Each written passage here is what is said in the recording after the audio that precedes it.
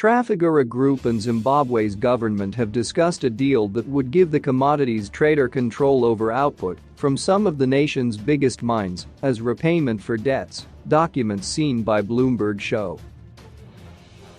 Under the agreement, Trafigura will be paid $225.6 million by nickel and gold mining subsidiaries of state-run Kuvimba Mining House Limited. For fuel bills Zimbabwe owes Trafigura on contracts dating back to 2016, the documents show. Zimbabwe's government was represented by the finance ministry in the agreement. Trafigura is one of the world's biggest oil and metals traders, with a history of deals in Africa that have drawn scrutiny from authorities, including in South Sudan and South Africa.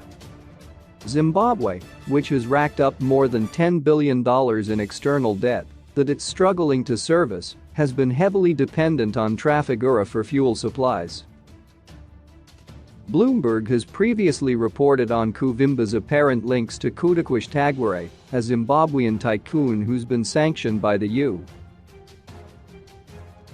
US and UK over corruption allegations and who was part owner of many of the mining assets that are now part of Kuvimba. Zimbabwe hasn't explained how it obtained the assets and says that Tagware has no role in Kuvimba. Tagware is also an advisor to Zimbabwe President Emmerson Mnangagwa. In response to detailed questions from Bloomberg, the Singapore-based trading house confirmed a deal in which it will be repaid by Zimbabwe for credit it extended for imports of fuel products. It said it ended a previous fuel trading business relationship it had with Tagware in 2019, before he was sanctioned. Trafigura Zimbabwe has provided credit on petroleum product deliveries into Zimbabwe and is scheduled to receive payments, the company said. Trafigura operates a robust compliance program aligned with international standards. In accordance with this program, Kuvimba has undergone and satisfied our strict kick requirements, it said, referring to so-called Know Your Customer policies meant to prevent engagement with people involved in money laundering or other financial crimes. The arrangement seen by Bloomberg shows that the unpaid bills incurred by the Reserve Bank of Zimbabwe would be transferred to the Finance Ministry, which has control over Kuvimba.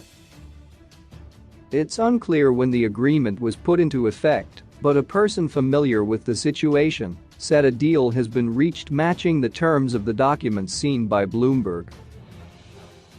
It was drawn up by the London branch of law firm Reed Smith LLP and gives Trafigura exclusive access to a large portion of two of Zimbabwe's biggest exports. According to the deal, Kuvimba would pay Trafigura $6 million a month and retain 40% of payments to the Frida Rebecca and Shamba gold mines, as well as the nickel mines owned by Bandura Nickel Corporation. In so-called collection accounts, Frida Rebecca, Shamba, and Bandura Nickel are subsidiaries of Kuvimba. Trafigura would also have the right to approve buyers of the metal selected by Bandura and would have right of first refusal on the metal, the documents show. It would also have the right to buy the gold produced by Frida Rebecca and Shamba.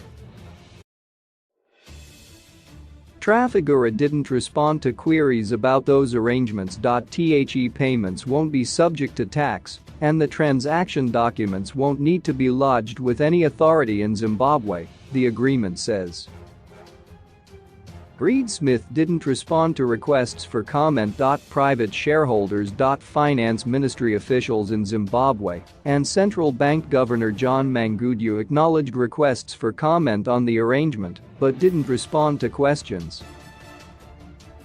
Kuvimba Chief Executive Officer Simba Chinyemba didn't answer calls or reply to emails.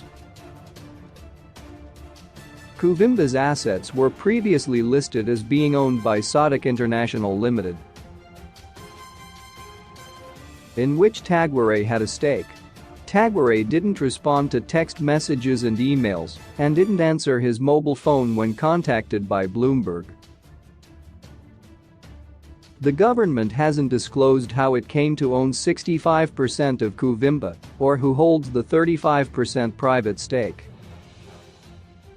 Trafigura didn't answer a question on whether the private shareholders had assented to the agreement.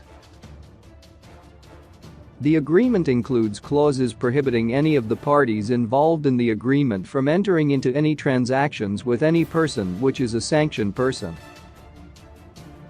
Trafigura said such language was common and prudent business practice in commercial arrangements.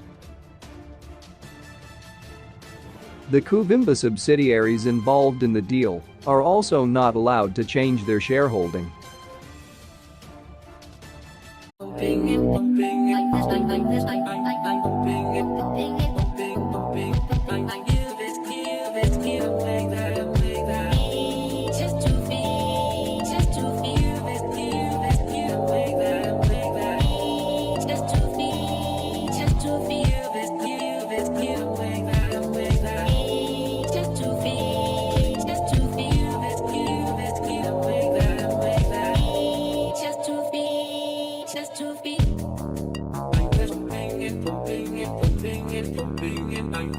I'm the strip.